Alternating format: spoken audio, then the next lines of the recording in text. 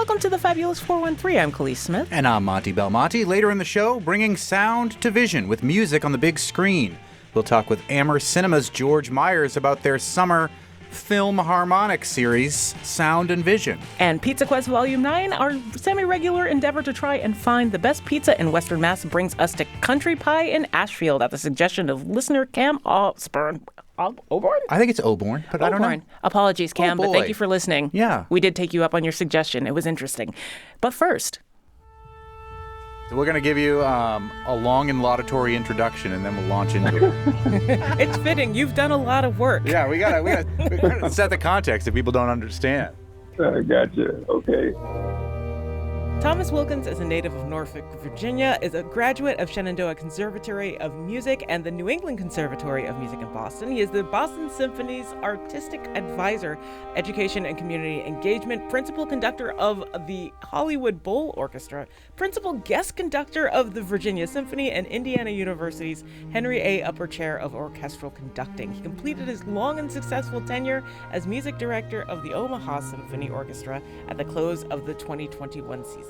In 2018, Thomas Wilkins received the Leonard Bernstein Lifetime Achievement Award for the elevation of music in society, conferred by the Longy School of Music, which was swiftly followed by many other accolades, the Virginia Symphony Dreamer Award in 2019, an honorary Doctorate of Arts from the Boston Conservatory, and he was the recipient of the League of American Orchestras Gold Baton Award. During Wilkins' conducting career, he has led orchestras throughout the United States, including the New York Philharmonic, the Chicago Symphony, the Los Angeles Philharmonic, the Philadelphia Orchestra, the Cleveland Orchestra, the Cincinnati Symphony, the Minnesota Orchestra, and the National Symphony Orchestra, to name a very few. You've hit most of the top 10. Yeah. And we'll get to that. Currently, he serves as the chairman of the board for the Raymond James Charitable Endowment Fund, as a national ambassador for the nonprofit World Pediatric Project, headquartered in Richmond, Virginia, which provides children throughout Central America and the Caribbean with critical surgical and diagnostic care. He and his wife, Sherry Lee, are the proud parents of twin daughters, Erica and Nicole. And now you see why we had to give you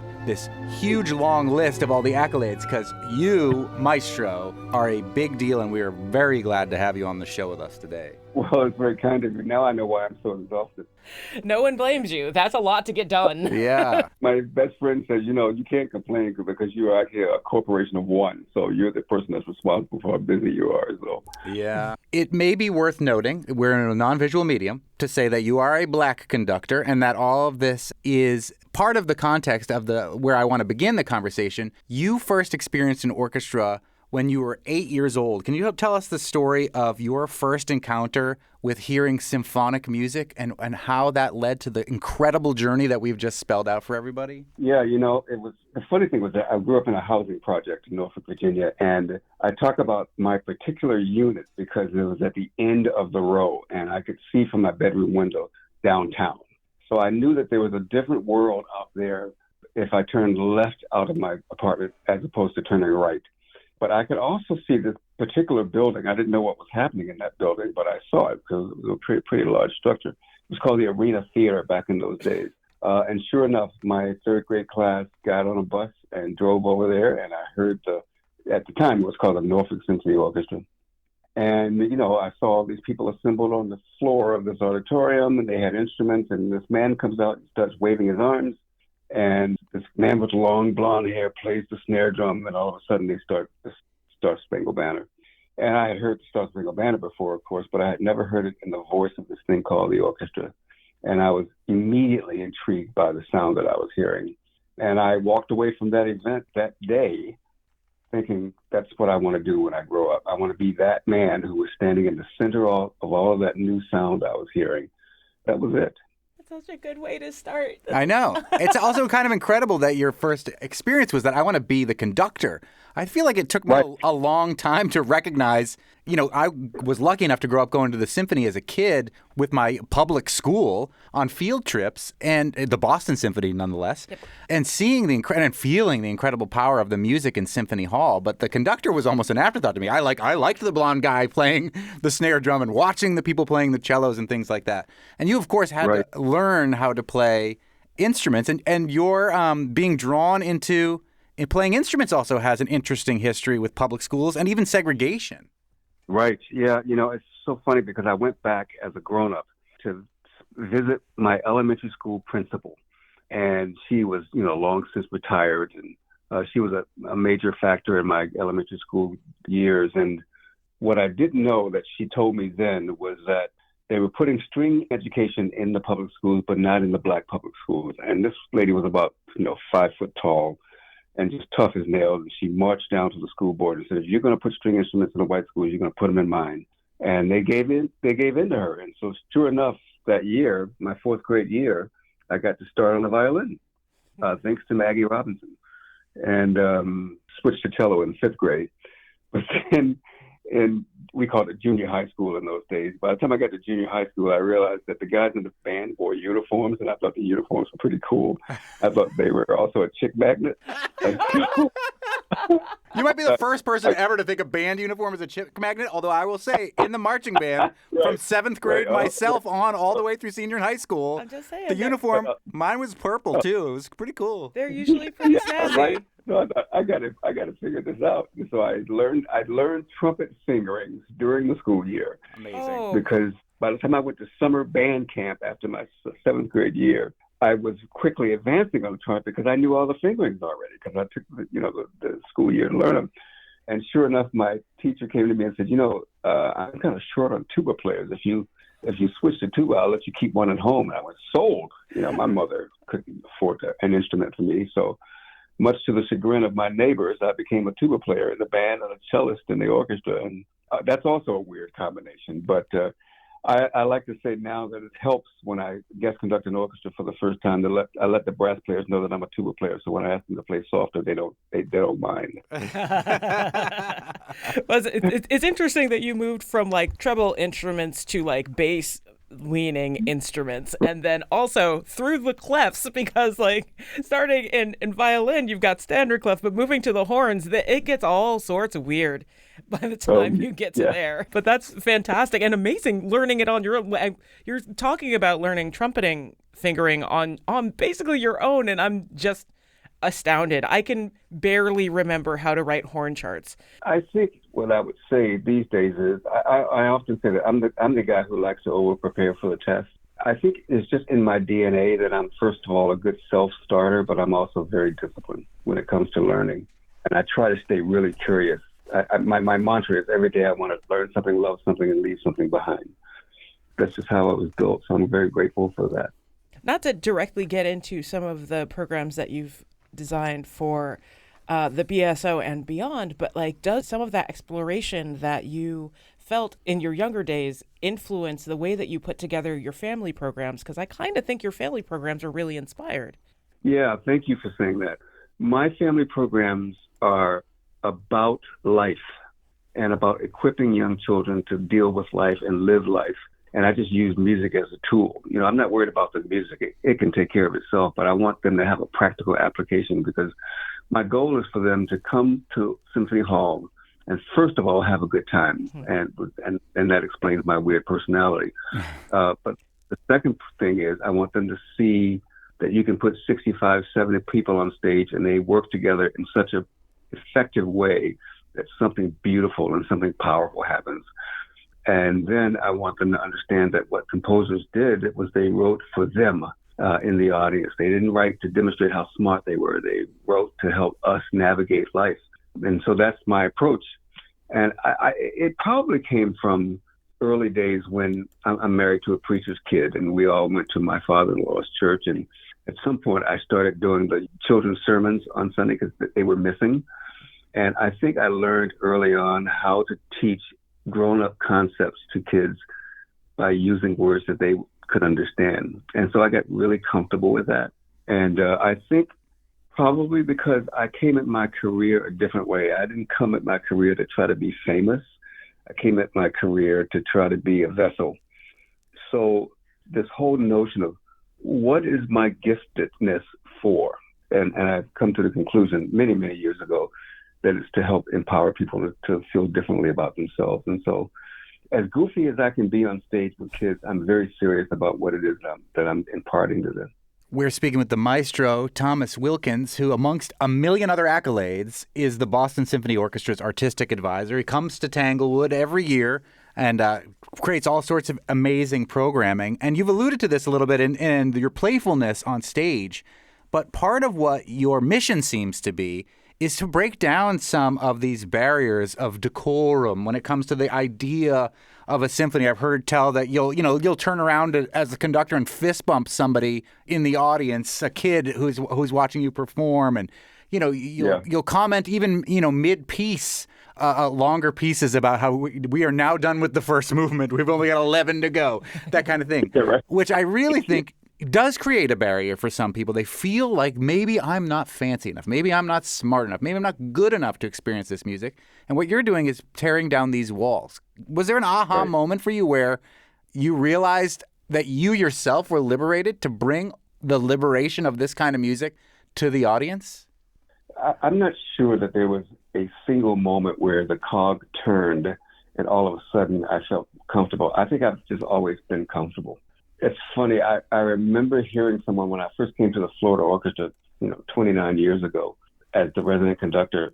I think in an audition or in a first concert, I could hear people talking in the audience in my dressing room because the speaker was on, and I think I heard someone say, "I think he's just too familiar with the audience." And lo and behold, it's the thing that I sort of kind of became famous for but by the time I left there, people didn't dare come to a concert and not expect me to talk. They wanted me to talk. Because you think about it, you walk into a room full of strangers, you're sitting 8 inches next to somebody that you've never met before, and somehow that's supposed to be comfortable. But my perspective is, sure, you could look around the room and claim you could spot 8 people that you wouldn't want to go on vacation with, and yet you become a community because of this great thing called music. And whatever can be done from the stage to help enhance that sense of community and that sense of belonging, that just enhances the experience. And it takes any nervousness away from a person when they realize that both you and the person next to you are laughing or crying or remembering. Whatever it is, it only enhances the experience.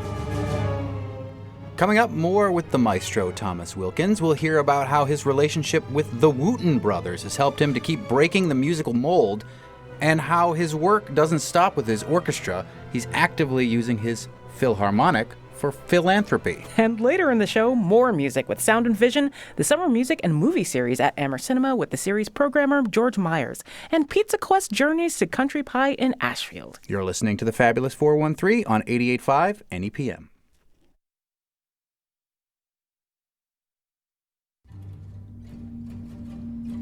Welcome back to the Fabulous 413. We continue our conversation with the Boston Symphony Orchestra's artistic advisor, Maestro Thomas Wilkins, who strives to use his position as conductor to create community within the orchestra and with the audience. I think that actually keys into something that you said in your acceptance speech for the Gold Baton, that in order for diversity to increase, it has to look diverse. It has to be diverse. And there's that diversity in, at least in the past couple of years, you've brought in the Wooten brothers. You do Coolidge-Taylor a lot. And like Anthony Davis's concerto, the diversity that you put in your programs reflects this as well. Are you seeing any more diversity as you continue to instruct the future conductors of the planet? Yeah, I think there's a couple of things that come to mind. One is, post George Floyd, every arts organization has come to the conclusion that we've got to do better at really representing what our country looks like with the music that we're playing on stage. And because the younger generation looked at us and said, what have you guys been doing? What are you doing to our planet? What are you doing to our lifestyle? What are you doing about humanity? So there was a huge response to that. And there's no going back. You just have to just keep moving forward.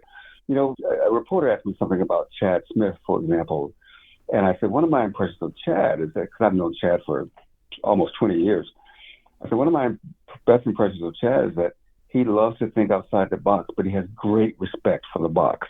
That's my position, too, is that we got this great tradition that has served us well for centuries, and we would be fools to walk away from it. But we would also be fools to just stand still and rely only on that great tradition. I just said this to my wife in the car last night that I often tell people that if your memories are more exciting than your dreams, then you're already dead. So, there's a lot for us to look forward to repertoire-wise. And the thing that I'm telling my students is that get rid of the categories. Learn the standard canon, but go outside the box, because there's a lot of rich repertoire outside the box. But if you stick to just the old canon, you're going to get stuck. And so I'm kind of known as Mr. Versatility. My last 2 concerts was one Harry Connick, the following week all Tchaikovsky. and I had as much fun with Harry as I had with Tchaikovsky. I'm just not a big fan of labels and categories. And I think that's amazing. And for people who don't know, the Chad Smith you were referring to, unless there's another Chad Smith, is the drummer for Red Hot Chili Peppers, which might not be a band that you associate with orchestral music all that much. He might be somebody you confuse with Will Ferrell, the actor, because they look exactly alike. But you've also, especially as a conductor of the Hollywood Bowl, really mixed up the genres in incredible ways, where you're doing what would be considered traditional, quote-unquote, classical music, and then launching into music with Stevie Wonder. And I've heard that the Wooten brothers, who Khalees mentioned, are friends of yours, and Victor Wooten, who plays with Bela Fleck and all that sort of stuff. Absolute beast on the bass. Incredible bass player. Your relationship with them helped to kind of break the mold in your mind about what music like this could be. Is that true? Totally. I mean, we credit each other with teaching each other what versatility is all about, because we all worked at Busch Gardens in Williamsburg, Virginia, and Roy Wooten, the drummer, who's known as Future Man, of course, with Bela. Roy and I were contemporaries. Victor was just a 14-year-old kid hanging out with us. But Roy and I, we ran together, we hung out together, and on Fridays we'd both hop in my car. We'd drive to Peaches Records in Hampton, Virginia. And after being done at Busch Gardens, and we would split at the door. He'd go to the right to the jazz section, I'd go to the left to the classical section. We'd buy albums, and then in the evening we'd share what we bought. I'm playing Shostakovich and Beethoven and Brahms for those guys. They're playing Miles Davis and John Coltrane and Dexter Gordon for me, and I'm learning what a groove is. That's why I'm so comfortable, and that's why Victor's writing orchestral music and Roy is writing orchestral music, because we turn each other on to what we were all about. That's so beautiful. We are speaking with the maestro behind so many orchestras, who has received a Golden Baton Award. Do you ever conduct with a Golden Baton, by the way? No, it's actually a trophy. Oh, okay. So you can't take it off like a mount and then conduct with it. That seems a little unwieldy. Or maybe like weight training if you want to. Yeah. You want to build up some arm strength. Yeah, but it's also the Boston Symphony Orchestra's artistic advisor and comes to Tanglewood every year, Thomas Wilkins, the maestro. I actually want to ask you about your humanitarian work, because you're on the board of several health organizations. How does that fit into your standard work in the arts? And why is it important to participate and be a part of those advisory boards? In some cases, like in my Omaha days, for example, or even in my early Florida days, I was on the boards of smaller entities that didn't have large endowments. And yet I had access to people who could write large checks because of my quote unquote, let's just say, popularity in the community. And so I could be a point of contact for that organization with a guy who's going to write, or a person or woman who's going to write a big check. And I kind of realized that I enjoy doing that. And I think the other point of this is I want, in the community that I serve, I want the community to understand that the orchestra is there to be a partner with them, not just an entertainer for them, a partner with helping people live better lives. And we can do that with music, and we can do that with free concerts and young people's concerts, but we can also do that behind the scenes with musicians playing at a hospice or being mentors for elementary, junior high school music teachers, or teaching private lessons. But we could also do it with us using our philanthropic muscle to come alongside someone who needs that help. And that was something that really kind of turned me on very early. You have a fundraising banquet. Well, I'm going to invite people at my table who I know can afford to write a check. I'm not just going to invite my friends. And they know why they're being invited. And they want to be a part of something. I had a program in Omaha called the Thomas's Promises Fund. And it was just a bunch of batch of money stuck in an investment account that would pay for a kid to go to summer music camp if they couldn't afford it or whatever. And I would be on a golf course with the CEO of Union Pacific, and I'd be lined up for a putt and say, look, dude, if I make this putt, you got to give me $100 for the Thomas Promise Fund. If I miss this putt, you got to give me just $50 for the Thomas Promise Fund. So that's a fun thing for me. And, the way that you have leveraged your position that you well earned over, years of dedication and hard work is inspirational. And I know that the place that you're conducting from is a deeply spiritual place, and music is a deeply spiritual thing for you. I know you met your wife at a Christian liberal arts college. I happen to have done the same. Not your wife, but mine. And I've heard you say that conducting is one of the most worshipful things that you do. Let me just say that I'm astounded by the amount of homework you guys do. Thank you. We want to have good conversations, and you're fascinating. You are fascinating. It was not a chore, if that's what you mean. It was like we could have researched you for another 2 weeks and loved every minute of it. I only got halfway through your documentary before we had to talk to you. I can't tell you the number of times I've done an interview, and the first words out of the person's mouth was, "So tell me a little bit about yourself." I'm thinking, "Oh my, are you serious?" That's why we got all that out of the way at the beginning. Yeah, right. And then we can talk about the real stuff. Yeah. This is. I feel that this is God's call in my life. I have no other way to explain, first of all, how a young black boy from the projects whose mother's on welfare could hear an orchestra and know in the moment that this is what you're supposed to be doing. And then there was an old famous radio announcer by the name of Paul Harvey. And he said, when you set out to do something and you seem to have one success after the other, it tends to not so much be an occupation, but more a calling. And I think that's what has happened to me because, the places that you read off that I've guest conducted, I just started my memoirs about 2 months ago, and I had one of the sections was about, I had all these titles for the book, and jokingly, one of the titles was, "No one's more surprised than I am," or the other title I had was, "I still think they got the wrong guy." So we don't take for granted any of these opportunities that are in front of us. But the other thing is that we're not intimidated by them either, because we know that it's all gift, and I'm not there to look good. I'm there to do a job. And that's granted, I'm older now, and I'm certainly at a stage where I feel like I know what I'm talking about. But at the same time, I'm never, ever trying to make a good impression. I'm just trying to, make good music and help the people. I say to my students, our job is to make sure that we understand, first of all, that the orchestra is a group of men and women who happen to be musicians, not the other way around. So we have to respect first their humanity and what their dreams and what their desires are, so that whatever ensemble you're in front of, everyone walks away better than the way they started. In what little I've seen of your conducting, I kind of feel like you embody the spirit of Berlioz a bit, where I feel like Berlioz's instrument truly was the orchestra itself. In respecting the humanity of the, 45 to 100-ish people you have on stage, is that body of humanity the instrument that you now work with and that you've worked with as conductor? Is that more of a philosophy that you've taken in the manner that you use on stage? Yeah, because, a couple of things that young conductors do, I think that they suffer from young conductoritis, and I did as well, is that one is that they talk too much. And they talk too much because they feel an overwhelming need to prove to the orchestra that they studied the score. But they also overconduct, and they overconduct because they haven't yet learned to trust.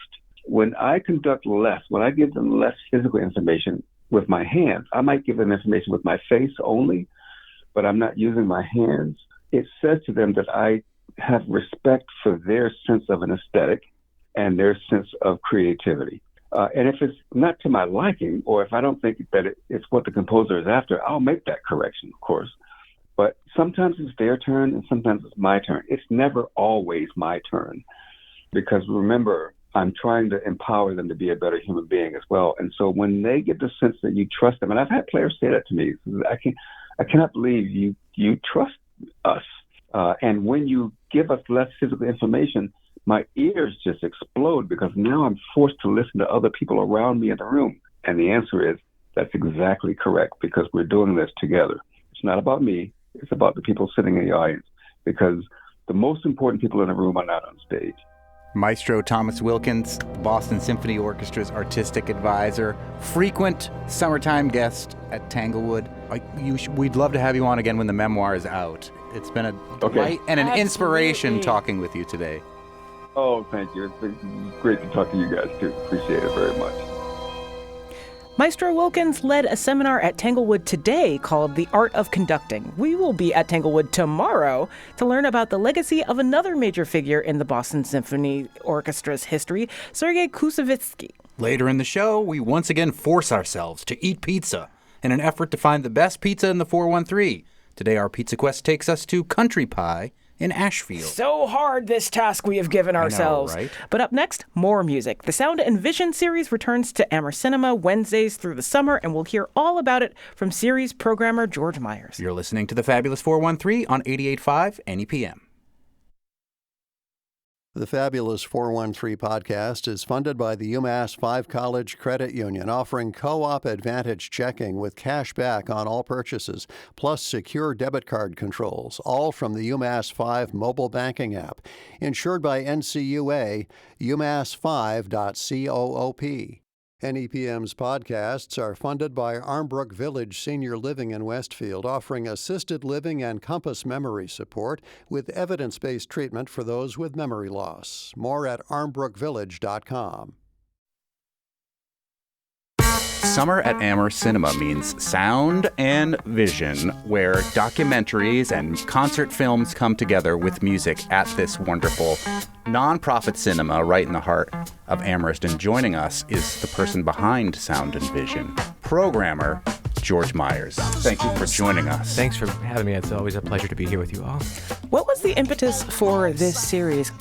This series was, just very selfishly, just based on me wanting to see a lot of these films, concerts on a big screen, knowing that there's an audience for them. It's a different type of cinema experience in many ways. Some of them are not. Some of them are traditional. We've shown some narrative films. We've shown just some documentaries that are pretty standard. But a lot of them are like concert films or feature music really loudly. And it's just a great, great experience to be in there, push the sound system a little bit more than usual. And really get lost in it. And you also see pretty regularly people get up and dance, like in the theater. So it's a cool way to, I think, transform that cinema-going experience a little bit and just broaden kind of what we're showing and how people can experience it. That was absolutely the experience I had watching Wax Tracks as part of this. Yeah. Which is a documentary about the Stax festival that got put on after the riots in L.A. Yeah, it's like the sort of counterpoint to Woodstock in many ways, and it has some absolutely iconic performances. Yeah, it's in Watts and really, really incredible, and that's another great example. So what is coming up for Sound and Vision? You got something happening this week with our good friend DJ Bongo Head. Yeah, Pablo and the folks at Peace and Rhythm. They're regular collaborators with us, which that's another exciting thing about this series is that, Amherst Cinema we're a nonprofit. We're member supported. We don't have a large institution behind us. We don't have any sort of big funds that keep us going. We are member supported. We're truly an independent theater. But programs like this allow us to reach out to other partners, organizations, experts, and we have a bunch this year, including next week we're working with Peace and Rhythm, a great record label and organization that puts on events for a film called Getting It Back, The Story of Samande, which is a British group. It was a high-tension political time. We wanted to be a band that stood for something. The music was released in America, and people reacting to what we were doing and giving us half a chance. Then we turned into the UK. It got to this point, and it just stopped. There was a barrier against black music. They were the British black supergroup that never, ever happened. This really sort of interesting fusion of a lot of different ideas, both musically, sort of spiritually, and it's their story, their perseverance, and they're actually back together now and touring. I know the great folks at Secret Planet, shout out to them. We haven't actually officially collaborated, but they do great work too. We were trying to get the band here last year and play the film. Didn't end up working out. That would have been amazing. Yeah. This is actually it's premiering in New York the following week, and we're getting it a little early. Wow. So. And that's this Wednesday. That's this Wednesday at 7 o'clock. o'clock, and there'll be an after party at White Lion, it's another great example of us working with people in the community. There'll be an after party. Pablo and I will be playing some records. Because if you don't know, also George Myers is an incredible funk and soul DJ. Yeah, with an ongoing musical like mixtape that comes out, which is full of really great singles that you know and maybe don't know from 7 Inches in his collection called Musical Episode. Yeah, wow, good job. Good research. He also runs the Quarters, the Great Arcade. Yeah, he's a fun guy, and he's joining us right now to talk about sound and vision at Amherst I Cinemas. DJ'd one of your campouts. That was right, the Cancer Connection Camp Inn. Camp Inn, I'm sorry. Yeah, when he did the Hotel Northampton. That was so much fun.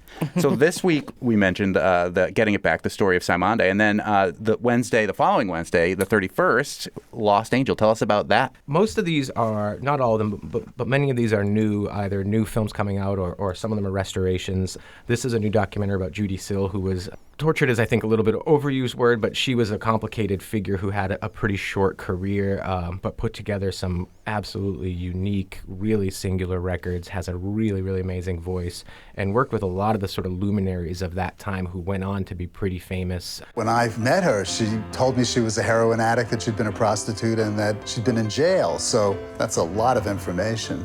I knew that I had to clean up or else go back to jail. So I got a tattoo on my arm to remind me forever. And then I started formulating exactly what my mission would be. This is The Kiss by Judy Sill. I had never heard a song about that. It just felt like a bottomless well.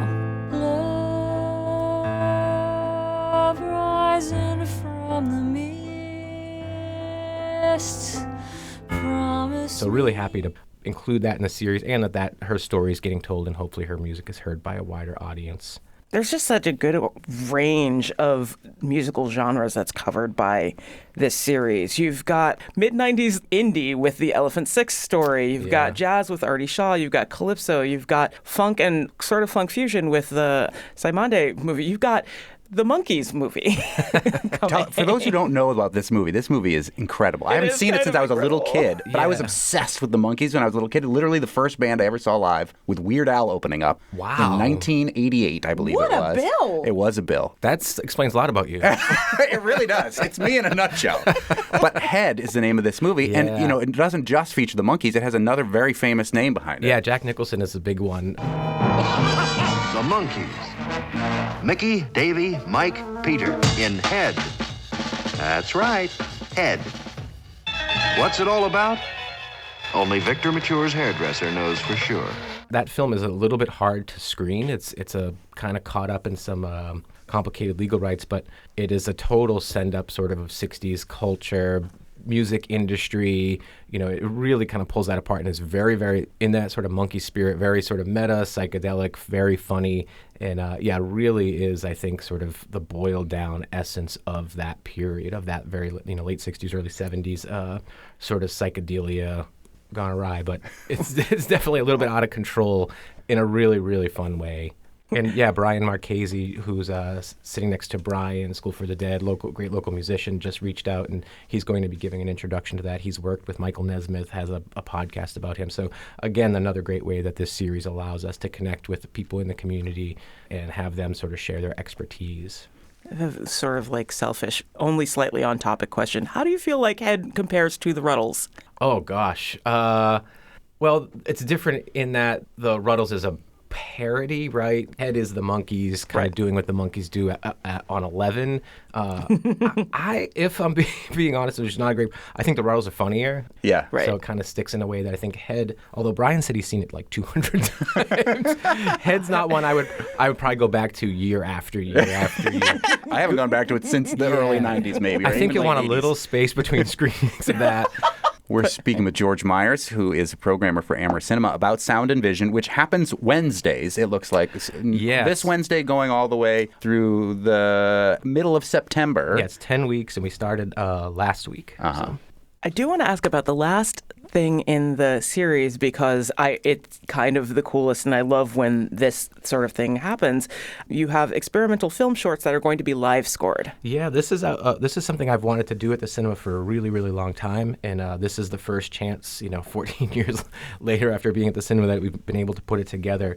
Collaborating with Josh Guilford, who's a wonderful professor at Amherst College, really, really knowledgeable, and he's helping curate a selection of experimental short films, and Bill Nace is a really wonderful guitarist, sort of prepared guitarist, experimental guitarist. Worked with Kim Gordon in this project called Bodyhead. Yeah. Kim Gordon of Sonic Youth fame. Yeah, still does. And Bill's been on stages in in Rio in front of thousands and thousands of people, and but he'll be in Amherst on our stage live scoring films, which we've been working, and he's seen some of them, so it's not just sort of he's looking at the screen and playing. There'll be a little bit more foresight and I think a good relationship between the work he does and the work that's on screen. Really excited to be able to put that together. And I think in a way that it's a nice capstone to the series, in that a lot of what is happening in a lot of these films is if you don't know anything, you're learning something new, and you're sort of recontextualizing your understanding of history and of the music, giving you a new way to appreciate it. And I think Bill's live score is a cool sort of microscopic version of that in the moment you're witnessing a one-time thing and you're changing your relationship to that image.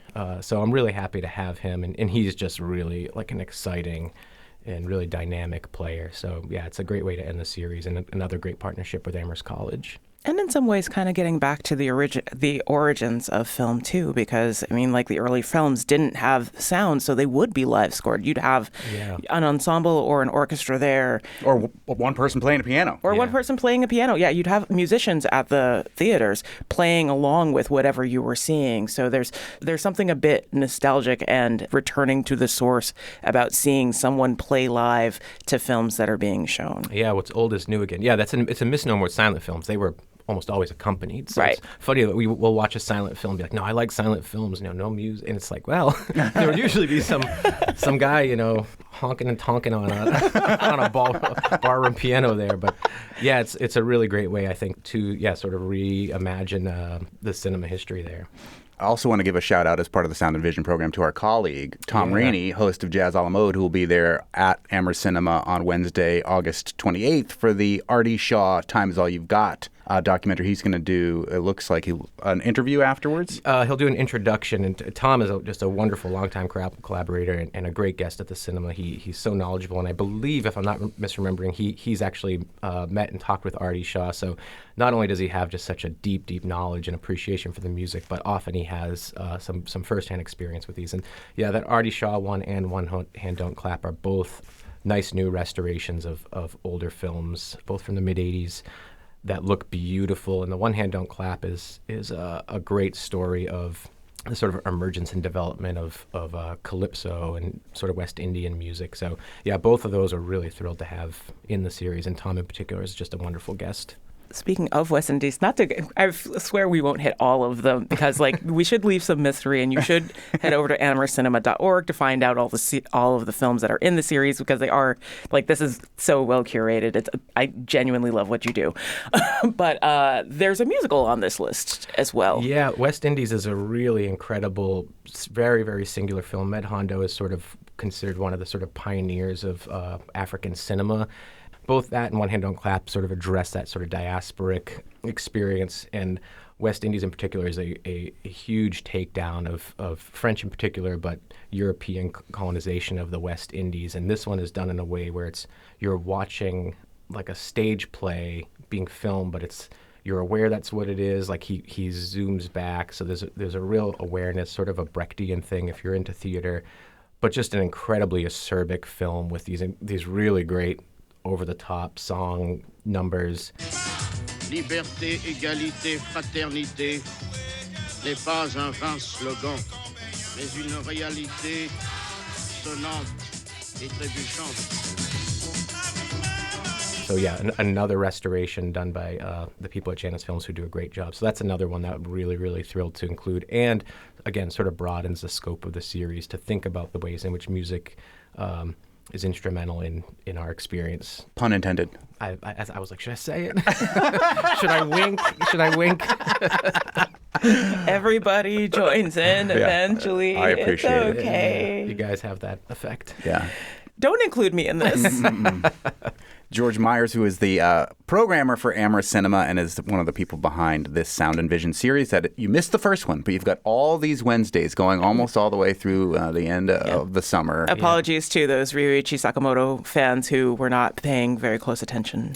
Yeah, that looked like a good... That's a special film. If you can see Opus on your own time, Please do. That's the one you missed, but there's still plenty more to go throughout the rest of the summer. Thanks for cluing us in on Sound and Vision. You can find out, as Khalees said, about all of these movies if you go to amherstcinema.org. Yeah, thanks so much for having me and look forward to seeing you all at the series. Oh, yeah, absolutely. There's some of these that I'm already putting in my calendar. You got to go to the Monkees, right? No. Through all that awesome, we somehow forgot to ask about him naming the whole series after a Bowie song. Right. I don't know how we did that, but we did.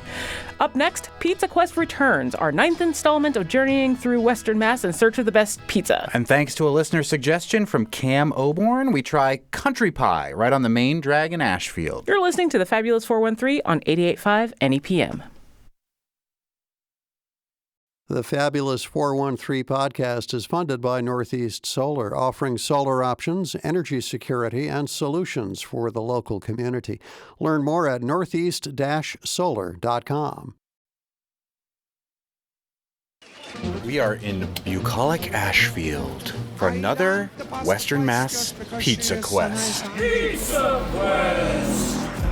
An attempt to find the best pizza in Western Mass, and we are here with 4/5 of the Belmonte family, along with Khalees, and we got a suggestion from Cam Oborn, I hope I'm saying that right, to come and check out Country Pie Pizza in Ashfield. And we did invite Cam to come have pizza, although it was last minute, and Cam did say, "Arg, I wish I could," but we, the Williams Boltwood Project, which you and I have to talk about someday, www.williamsboltwood.com, is showing a free Charlie Chaplin movie outside tonight. I'll be in the midst of setting up while you're enjoying some pizza. Is that what's happening at the library? No, this is somewhere... You guys had that as well. Yes. I got a lot. Yeah, thank you. Do you want me to get another tray, or do you want to try to squeeze that in there?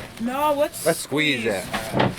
Let's make the dreams come true. Yeah. So we're sorry that Cam couldn't join us, which would have been fun, but it's a little bit crowded already with everybody, my whole family here. It's also been really trafficked. This place has been popping since we got here. Yeah, we should have called it.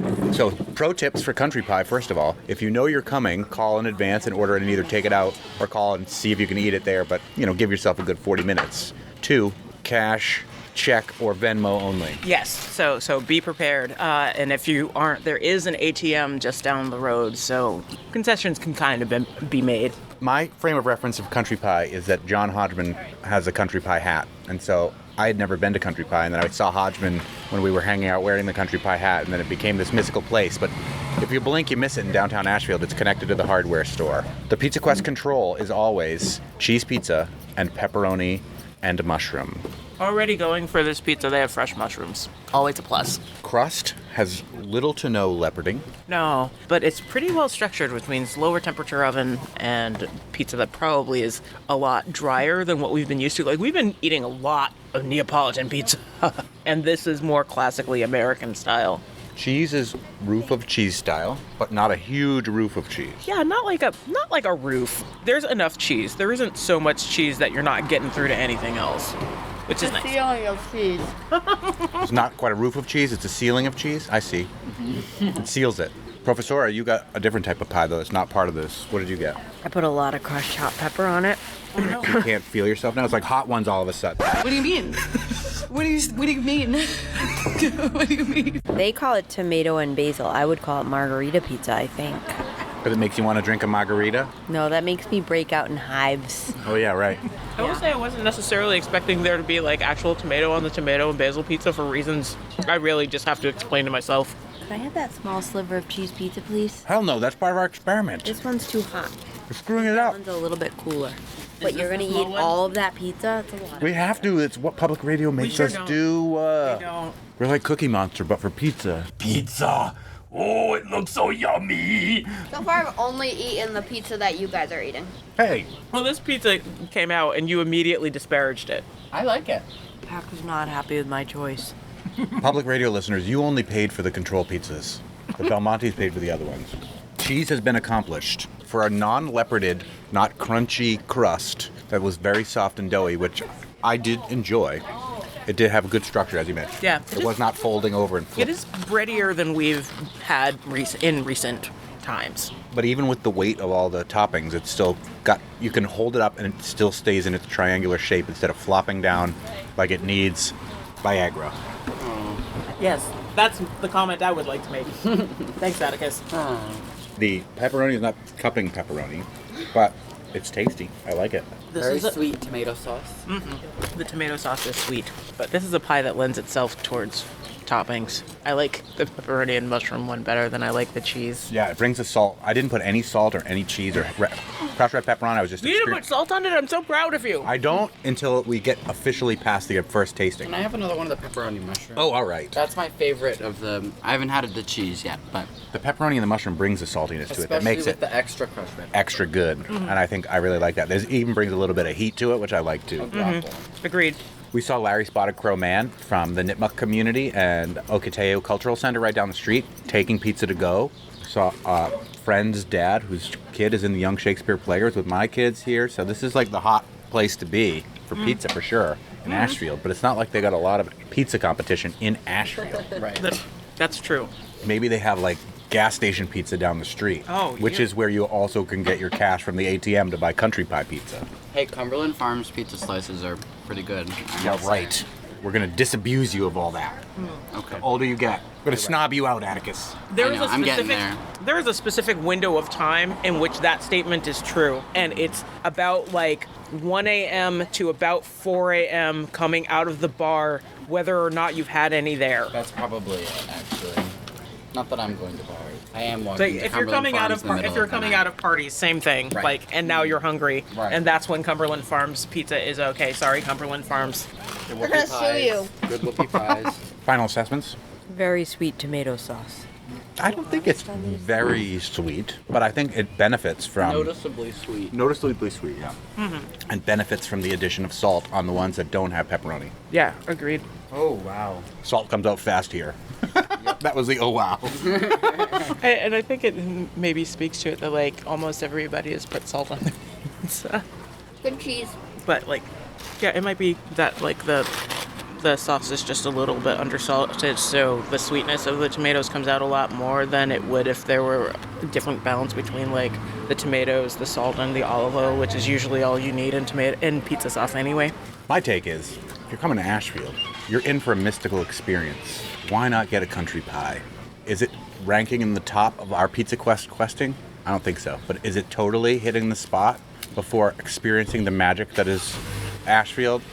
Hell yeah. And frankly, like their listing of toppings is real good. Yeah, you Like, got one to take home. What did you get on it? barbecue chicken, roasted red peppers, and spinach, but there's like eggplant and artichokes and like all sorts of really good things to put on your pizza. Our advice is put things on this pizza. It benefits from having things on it. Yeah. And if you have a suggestion of the best pizza in Western Mass, oh wait till I'm done chewing, like Cam Boborn did, saying we should come to Country Pie, let us know at thefab413@nepm.org, and maybe on a whim at the last minute like we did today, we'll shoot you an email and say come eat pizza with us, and we won't even make you pay for it. But only the two that are our control pizzas. Otherwise, it's not a proper experiment. See one of our previous episodes where we got into an argument about putting honey on a thing and having buffalo mozzarella. I think the buffalo mozzarella should have been allowed. No. Thanks again for the listener's suggestion to send us to Country Pie. We'll have more magic from Ashfield on Wednesday's show. Indeed we will. We go to Double Edge Theater. So where are our Pizza Quest standings right now, Khalees? We don't have a firm ranking for 1, 2, and 3, but the top 3 are Magpie in Greenfield, Pizzeria Bohema in Lenox, and Roberto's in Sheffield, with hard honorable mention to Uva and Great Barrington, who technically don't rank, but they were so good that we have to keep mentioning them. I have to say something about us it feels like we're starting to have a predisposition towards Neapolitan pizza. Yeah, I think that's fine, don't you? People like what they like. I know. At least we both like the same thing, or else we would be fighting over every, pizza we went to. But we're kind of one mind about this. Yeah, I feel like yes, but also I wonder if that starts to cloud our judgment at all. Because they are different things. Like the crusts do different things, and you have to treat them differently in different ovens. And I wonder if we are starting to become biased. I think we are biased. Well, we have to be biased because otherwise we wouldn't be able to rank anything. Exactly. This is the quest. But I am I wonder if now the quest starts being where is the good Greek pie? All right. That can be Pizza Quest Phase 2. Who's got the best Greek pie? Because it's an entirely different thing. It is. Yeah. All right, well, if you have a suggestion of where you think the best pizza is, email us, thefab413@nepm.org, and maybe we'll check out what your favorite type of pie is, even if we disagree with you. And maybe we'll even take you with us. Like, we have been open to doing that, and we have definitely done it once. Yeah. Yeah. Oh, twice, actually. Because we took Quinlan to Joe's. Oh, that's right. Yeah. Tuesday on the Fabulous 413, we are once again live from Tanglewood. Because there is a celebration going on. It is the 150th birthday of Sergei Koussevitzky, the 9th conductor of the BSO and one of the longest tenured. So we'll hear from Bridget Carr, who's the director of archives, about Koussevitzky's enduring legacy. From Anthony Fogg, VP of Artistic Planning, about his impact on orchestral programming writ large. And since Koussevitzky played contrabass, we'll even enjoy one of his double bass concert compositions with the principal bassist, Edwin Barker. And I know who the longest tenured is, which is why we said one of the longest tenured. Just saying. That's tomorrow on the show. We'll see you then.